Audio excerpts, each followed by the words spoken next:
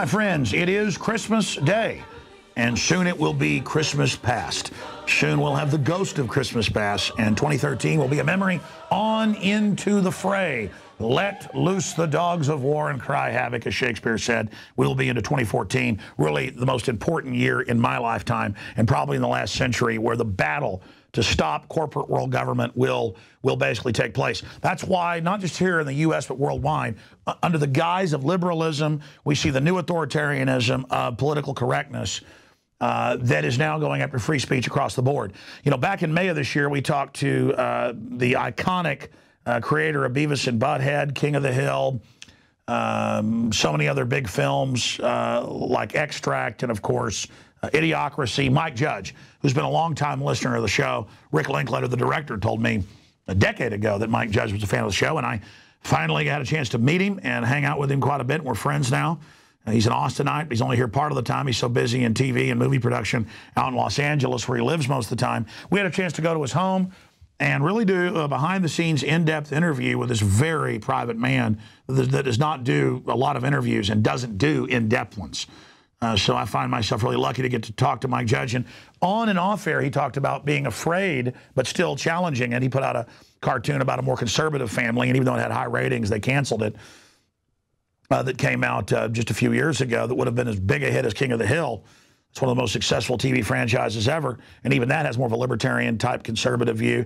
He said that, you know, he's afraid to even talk about the Tea Party because they might audit him or shut his shows down. And you've now seen that with Duck Dynasty and the censorship going on there. And whether you agree with libertarian or conservative ideas, and I know with Mike Judge, it's really a libertarian deal. He's liberal on some issues like I am, classically liberal, kind of like Thomas Jefferson, not the authoritarian liberal, that he's really concerned about the censorship and really left-wing McCarthyism that's going on in this country. And Camille Paglia has called it, you know, the great historian and philosopher and writer Camille Paglia has called it fascist and ultra-Stalinistic. You can say, well, one's fascist, one's communist. How are they similar?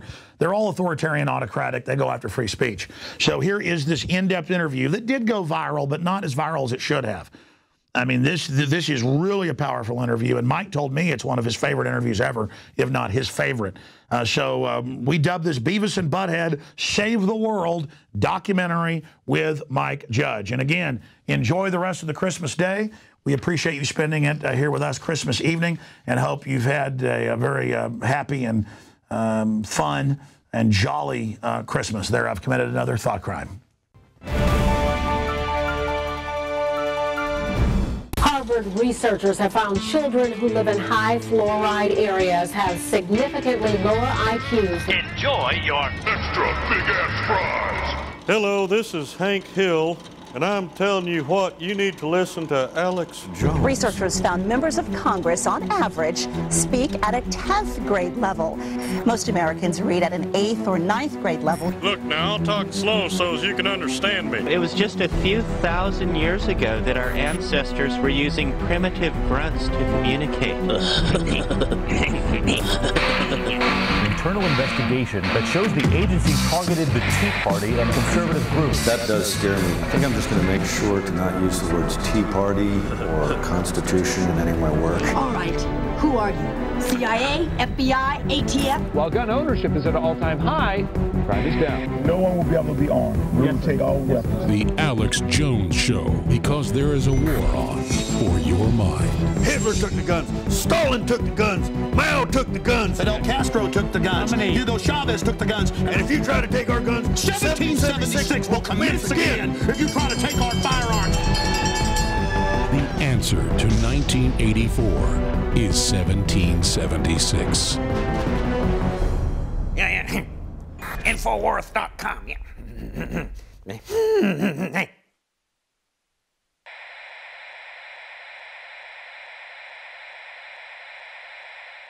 Mike Judge, what is the secret of the universe? The secret of the universe, damn. That's a good one to start with.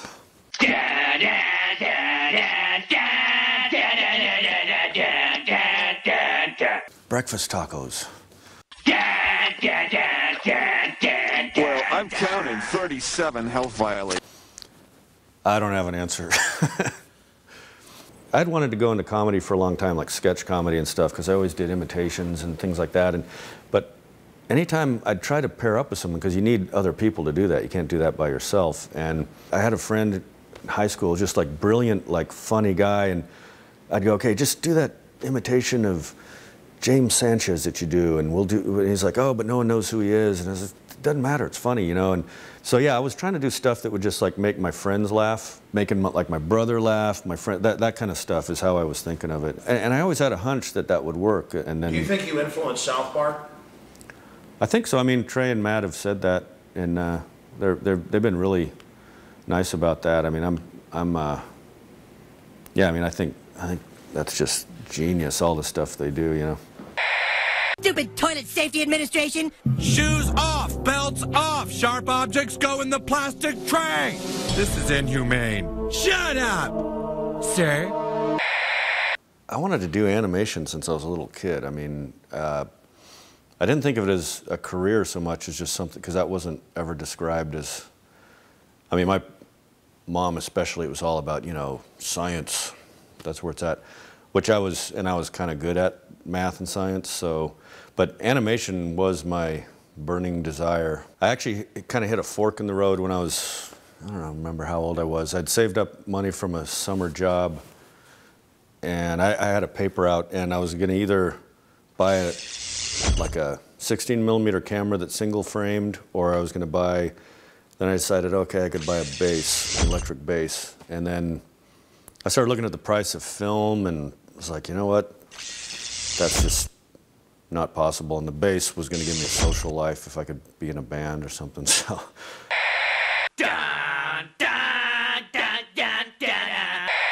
Then I didn't start doing animation until I was like 26, really. So, and when I just got the idea to do animation, which I'd wanted to do, but I never thought of doing as a way to get into comedy. Then I thought, well, this is great. I don't need to. I can do this all myself. I don't need to, you know, convince a bunch of people to get in front of a camera and do this and that. I can just do the whole thing on my own, so.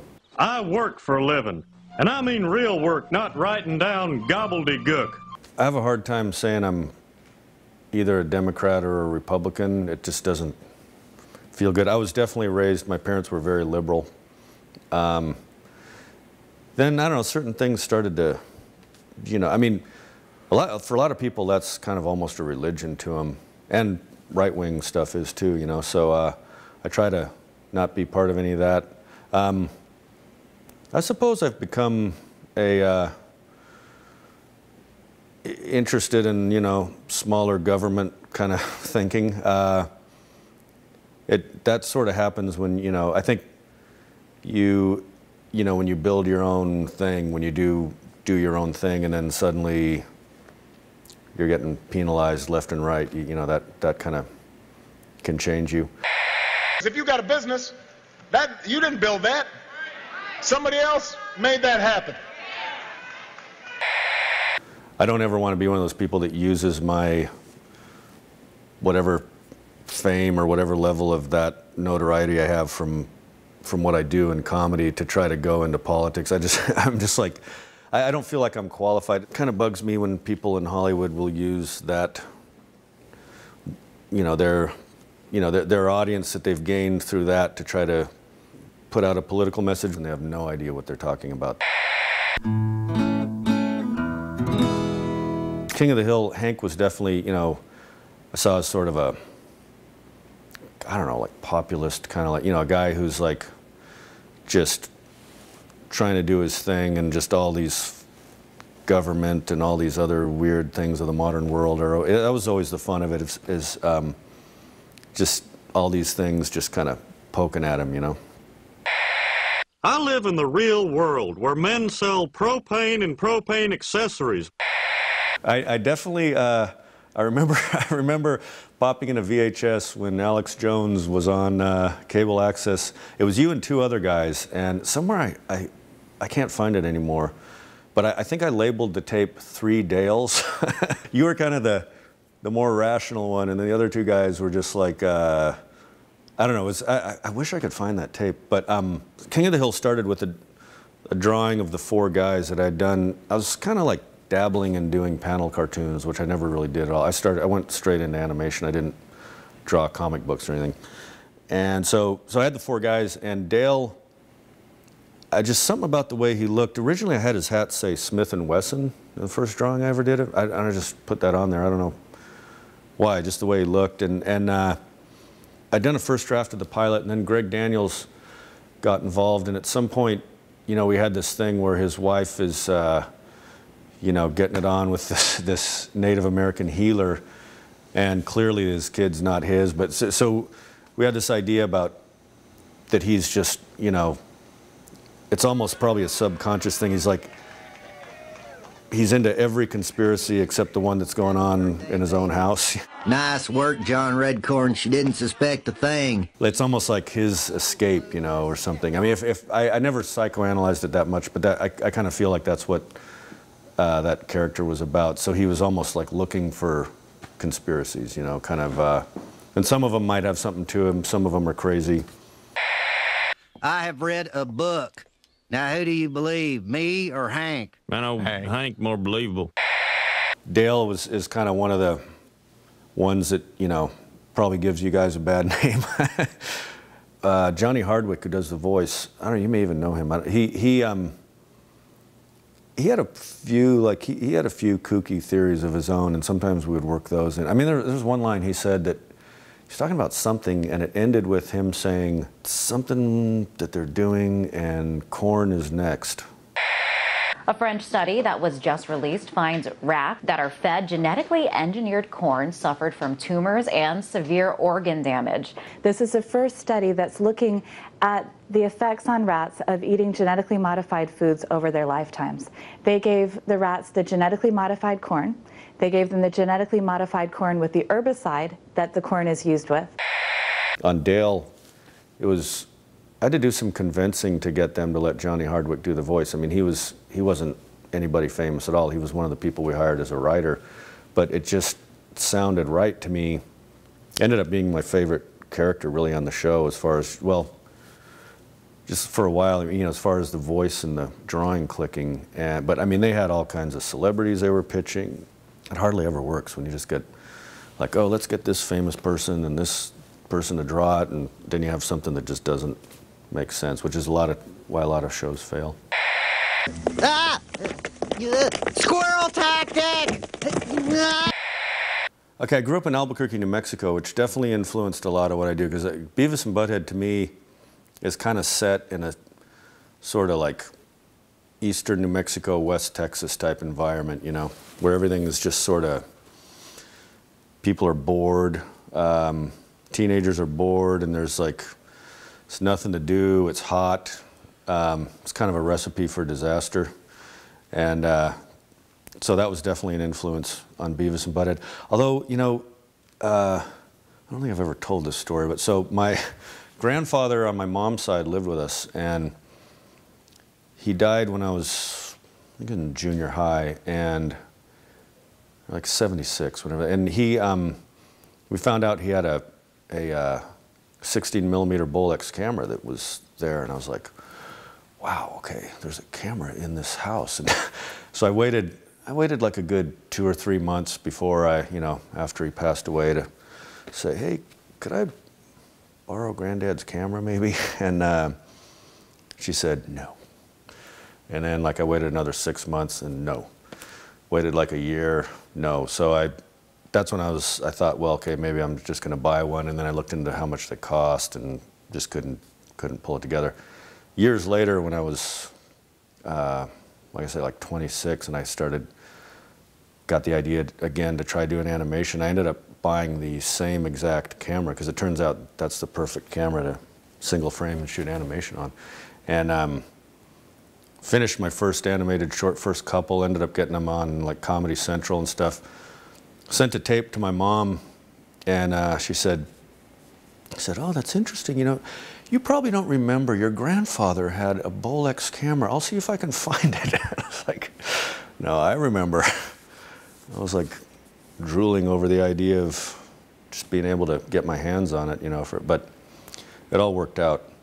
But yeah, it was kind of, in a way, it was probably good, because it kind of, by the time I was able to actually do it, it had been a fantasy. It sounds weird, but it was like a fantasy of mine for so long to do animation. And so when I finally did, I mean, I didn't take it for granted when I had the opportunity to do it. So probably was a good thing, actually. Y'all got that in there? Large fries, pie, large coffee?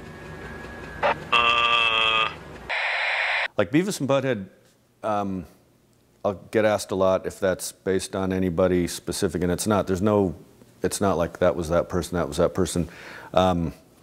It's just started out as drawings, and then, but definitely like there's little bits and pieces from all kinds of people in there, you know. Well, I was like that when I was drawing.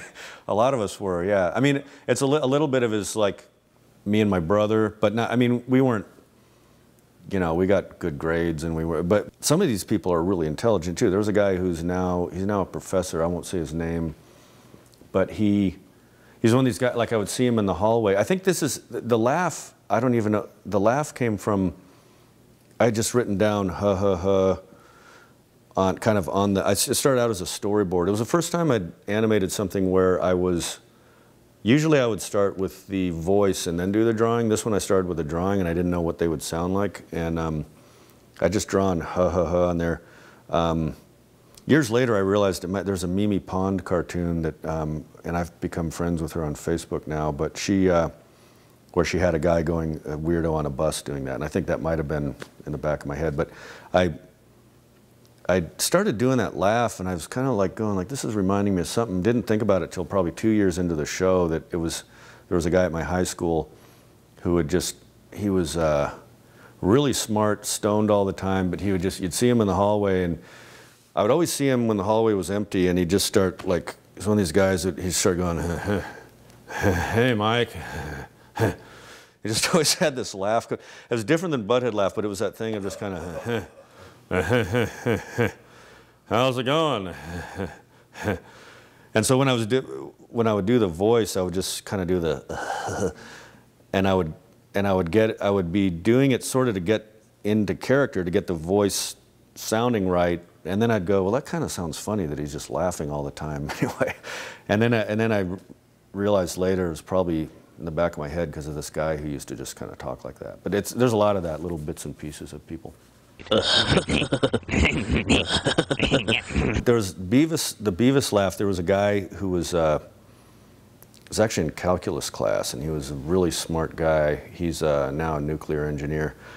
I hope he doesn't figure out who he is that I'm talking about him. But he kind of was always like, we had a hot teacher, which was unheard of back then. She was a former Dallas Cowboys cheerleader. Anyway, he would get really excited and he was biting his lip all the time and just kind of going like, like laughing at everything she said. So I started out Beavis doing the spastic laugh like that, and then around like season 2, I started getting like where, I don't even know if I can do it now, I'd get into the higher register. I'd get into this like kind of higher register of like, where he's like kind of going, I have to warm up to it, but I started out with that laugh, and then I just kind of made his voice sound like the laugh, just like raspy, you know. The animated shows that have really taken off are when somebody, it's usually the person who's animating it doing the voice, which is, other than The Simpsons, but I mean, The Simpsons, the voices and the characters just match. They're really well done. But like, you know, you look at like Family Guy or South Park or Ren and Stimpy, it's like, you know, somewhere in those guys' heads, it's like it makes sense. Those voices sound like they come out of those characters. And I think that clicks on Beavis and Butthead too, especially. Now I'd say Beavis and Butthead probably. That's probably the thing I'm most proud of. I think probably the best thing I've done. There were moments of making Office Space where I thought this is like what I was born to do, but then I think it's probably Beavis and Butthead. I mean, King of the Hill probably overall is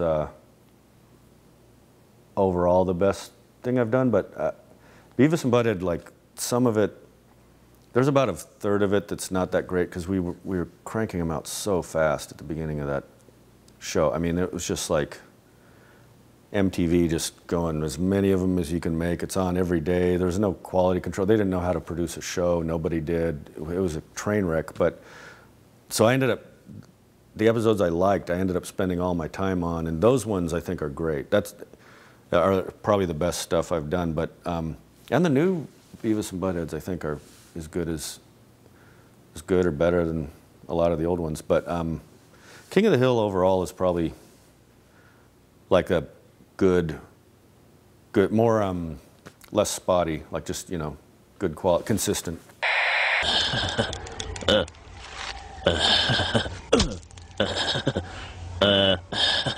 Now it's extinct.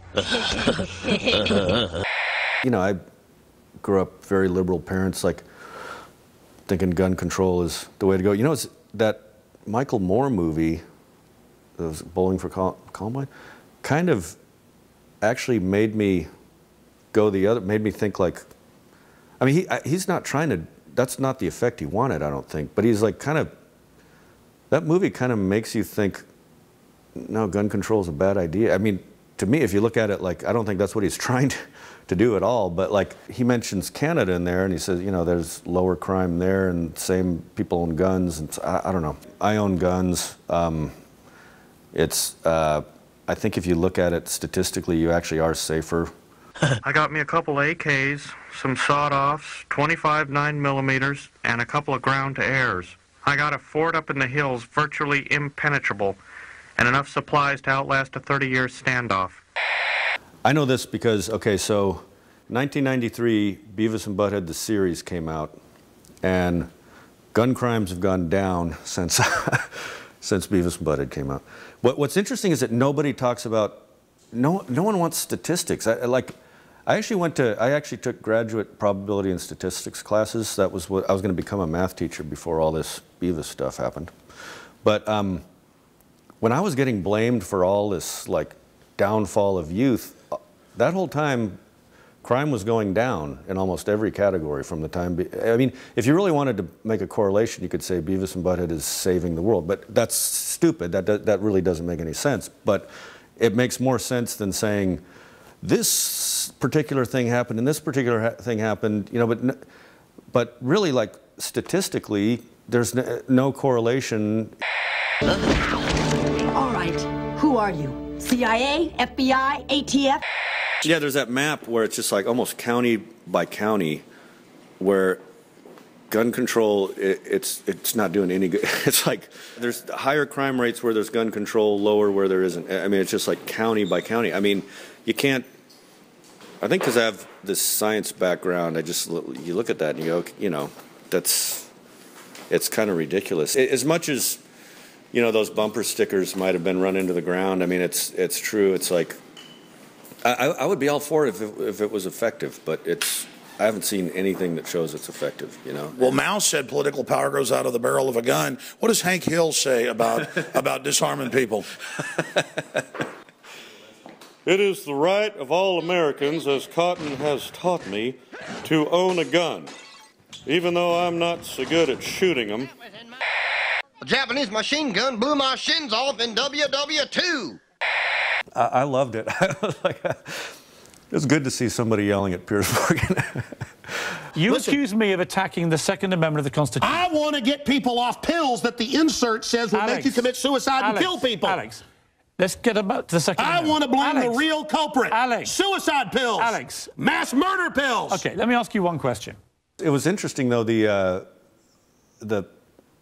way it seemed to be spun on all these websites. There's all these websites now that have a bunch of hipsters on them who will just kind of play a clip and grin and chuckle about it. And that's how I saw it. I can't remember what it was on. I was thinking, hey, right on, Alex, go for it. Well, and everything you were saying was true, too. I mean, the clip that I saw. Because you were talking about, Hitler took the guns. Stalin took the guns. Mao took the guns. Fidel. And if you try to take our guns, 1776 will commence again. If you try to take our firearms, doesn't matter how many lemmings you get out there on the street begging for them to have their guns taken. We will not relinquish them. Do you understand? Something like that. I used to do you really well. I can't, like, it was the... what was the water filter commercial you used to do, or what the? It's been a while. You think I'd have it down now, though? I was just like hanging out with you last night. Look at these headlines. IRS targeted Tea Party groups for scrutiny. Searching words like patriot, Tea Party. That does scare me. I think I'm just going to make sure to not use the words Tea Party or Constitution in any of my work. That's pretty evil. I won't. Yeah. Well, they're calling it the constitutional restrictions or whatever they referred to it as. Yeah. No, that actually is scary. That's going to make me listen to some more Alex Jones. Come on, I want to see it. I want to see it. Yeah, come on, Stuart, do it.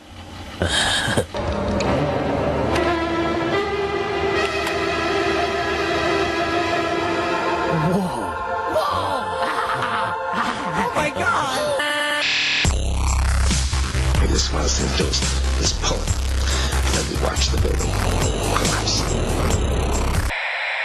Well, if I was to get heavy and deep on it, I think the one thing that's made me tick or makes me, I mean, other than just wanting to try to be funny, it tends to be, and I don't overanalyze, but then, you know, when you do this long enough, you do analyze. I think what it is probably, I think a lot of us are just kind of out of sync with the way the world is right now, you know? Like the way, the modern world, we're not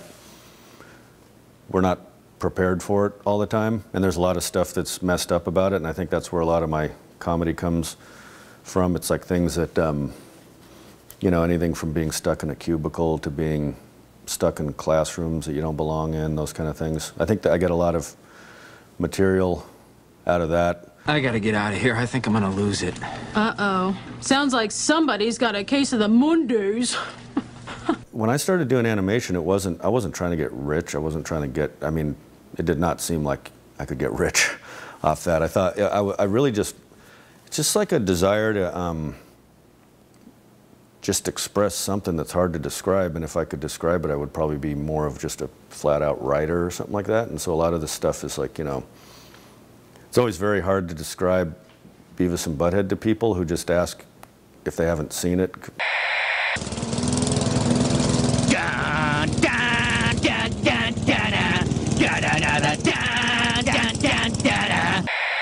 I never set out to say I'm going to be a satirist, but that's definitely what, I mean, I've always, the very first thing I animated was the cartoon called Office Space. It was before Dilbert, and it was like Milton at his cubicle and the boss, and I wanted to do just a series of office characters because, you know, when I grew up, it was a little, like I'm 50, so like an office job was considered a good job. Like it's like, oh good, you don't have to work construction, okay. And then when I first got in an office, I had a temp job before I was an engineer, and I was just like going, God, this is torture. I mean, there's a woman answering the phone the same way next to me all day long. I'm alphabetizing in my sleep. I'm just like... Corporate accounts payable, Nina speaking. Just a moment. Corporate accounts payable, Nina speaking. Just a moment. And then that kind of sick feeling of like, oh, all these years of thinking this is a good job and this is what it is. Oh my God, what's going to happen to me, you know? Next Friday is Hawaiian Shirt Day.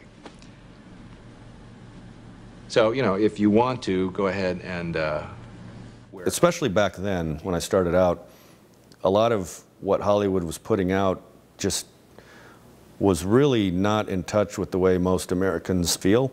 It was very like, coming from, I mean, most people in Hollywood, honestly, that I mean, still are like from pretty wealthy families usually, and don't seem to have ever had to really, you know, come up from the bottom and struggle. I think it's still that way.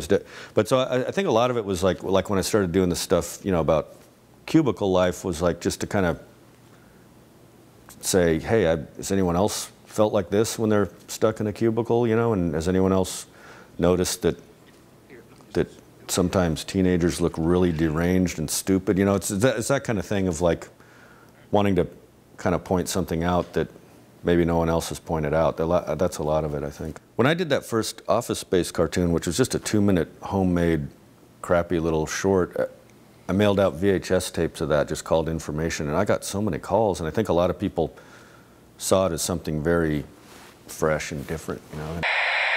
I used to have my own stapler too, and then when I moved back, they made me give back my stapler, but Bill told me I'm supposed to have a stapler, so until I'm told different, I'm just gonna take a stapler.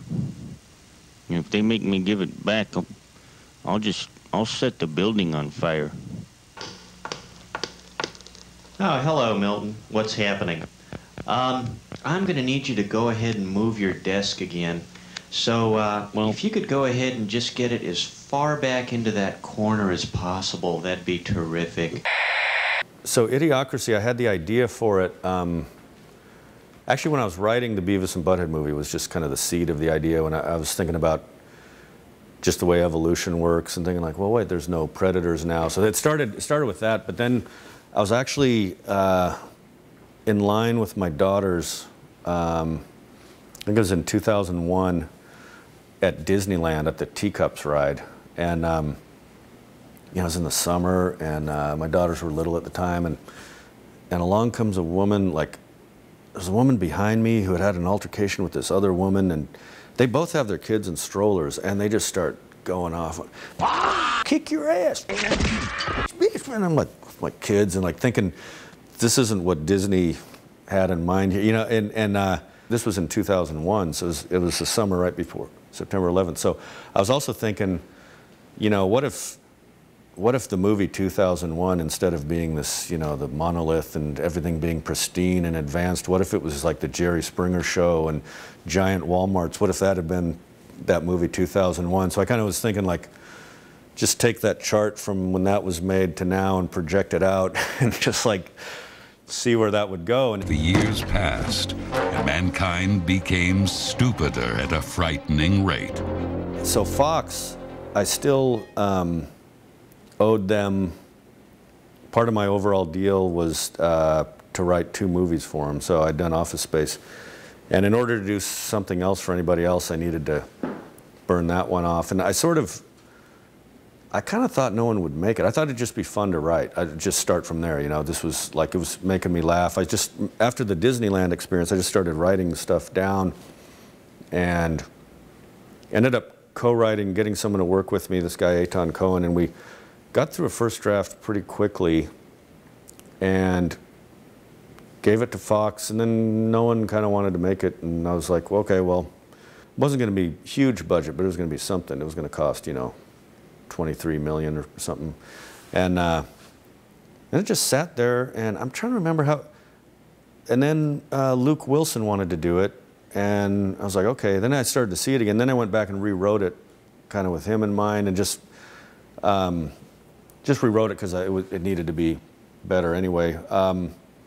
And we had in the script this whole thing about the Starbucks, and because I remember actually driving on I-35, it was like something tan, it was a tanning salon, it said exotic tan for men, and I had no idea that tanning salons had turned into, you know, hand job places or whatever it was. And so I was just talking to friends of mine and going, wow, I wonder what's next. I mean, is it going to be like Starbucks or what?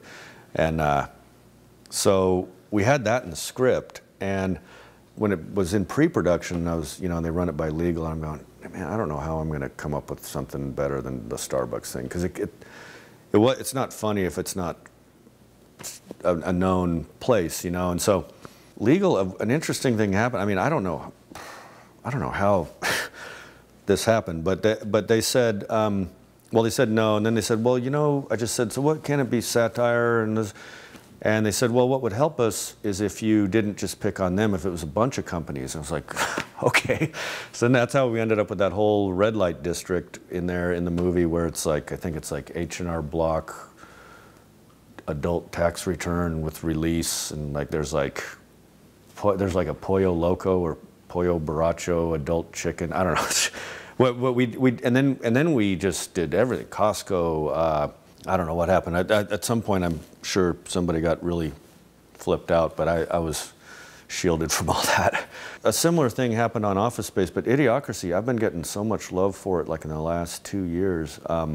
What you're saying is that you want us to put water on the crops. Yes. Water? Like out the toilet? Well, I mean, it doesn't have to be out of the toilet, but yeah, that's the idea. Yeah, I think a lot of the stuff that's in there maybe is starting to happen, you know, now instead of 500 years from now when it's set. And that's Secretary of Education. It's kind of stupid, but he's President Camacho's stepbrother. Still does a pretty good job, eh? It was supposed to take place during a drought. It was the rainiest summer ever in Austin. We were just having to kill grass everywhere in the background. But they didn't really give it a release. There was a contractual obligation. They had to put it in like 12 theaters, and that's all they did, I think. In fact, if you called Movie Phone, they didn't even, it was listed under Untitled Mike Judge Project. They didn't even bother. It went straight from what it was on the contract to Movie Phone. They didn't even put Idiocracy in there. Dwayne Elizondo Camacho, 5-time Ultimate SmackDown champion, porn superstar, and President of the United States, had called a special summit with the smartest man in the world. So you smart, huh? You know, no. I thought your head would be bigger. Could look like a peanut. Let's get you sworn in. Well, I do know what they told me, and I finished the movie at least like, I want to say like 9 months before it came out. It was in the can. I'd finished the mix. I'd turned the whole thing in. What they told me was it didn't test very well, which a lot of movies don't. You know, Office Space didn't. Whoa, I think I just figured something out, Beavis. What?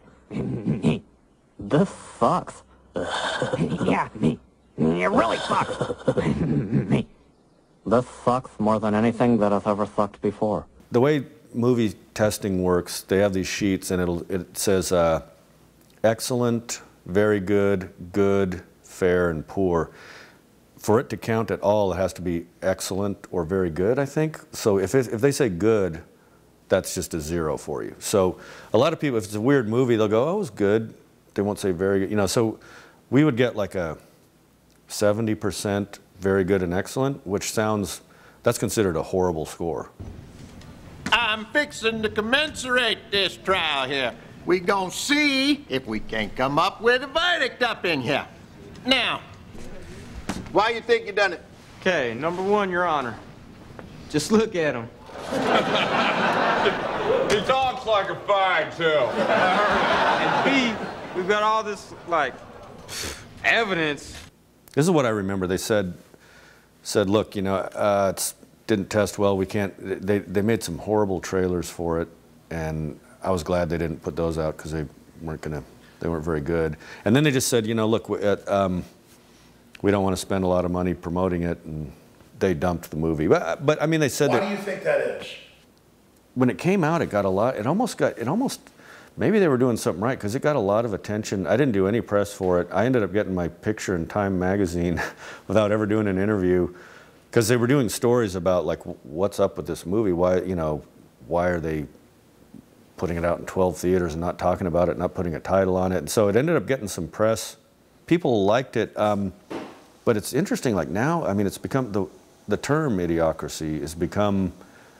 There was a guy in the LA Times who wrote an article like a year ago and cited all the other articles that it's in, and I don't know, maybe just since it came out in 2006, everyone's gotten stupider. And But Brondo's got what plants crave. It's got electrolytes.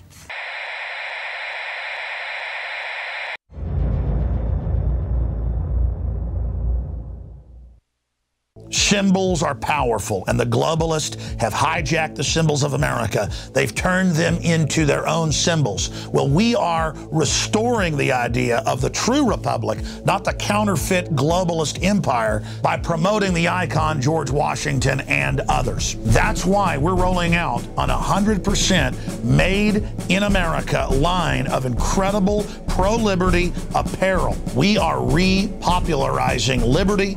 We are helping fellow Americans rediscover what made this country great. We are the spirit of 1776. We are 1776 worldwide. We are all brothers and sisters in arms in the animating contest of liberty in the long march towards humanity's ultimate destiny of freedom. Visit MadeIn1776.com today and vote with your dollars to promote truly made in America, high-quality products, and promote the ideals of liberty. Now you can watch The Alex Jones Show live as it happens at Infowars.com/show. You'll find links to all of our content there and a free 15-day trial for Prison Planet TV. More than 60 movies and documentaries all in one place at Infowars.com/show. My friends, Alex Jones here to tell you about some of the most important information concerning you and your family's health. Radiation levels have more than doubled in the last 60 years in the Northern Hemisphere from all of the nuclear testing and radiological accidents. Radioactive contamination is now in most of the food supply. There's only two ways to avoid this. Move south of the equator or properly protect your thyroid with nascent iodine. Looking to protect my family, I've done deep research. Nascent iodine is the purest, cleanest, absolute best form of iodine to protect yourself and your family. It's made right here in the USA, completely non-GMO. I searched out the best quality and now have developed a double-strength form of nascent iodine, exclusively available at InfoWarsLife.com. Nascent iodine is on record as one of the only safe ways to detox from fluoride poisoning. Survival Shield Nascent Iodine. Secure your super high-quality nascent iodine today at InfoWarsLife.com. That's InfoWarsLife.com.